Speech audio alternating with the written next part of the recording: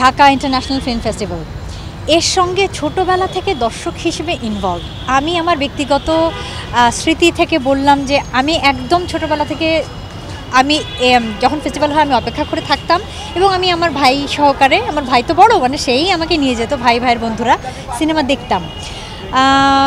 তখন তো আমি ছোট বা দর্শক বলা যেতে পারে।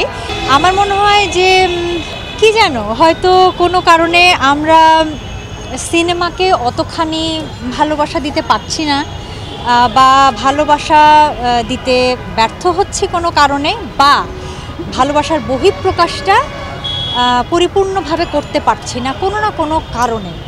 সেই কারণগুলো আমাদের আইডেন্টিফাই করতে হবে, কারণ আমার মনে হয় সিনেমার প্রতি ভালোবাসা কিন্তু ইন্ডিভিজুয়ালি আমাদের ঘরে ঘরে আছে। এটা আমি নিজে দেখেছি ছোটোবেলা থেকে, এটা আমি তখন দেখেছি, তখন থেকে কাজ করছি অভিনয় শিল্পী হিসেবে। যখন আমি শরত জাবা নিয়ে আসলাম আমি তখনও দেখেছি, আপনিও দেখেছেন।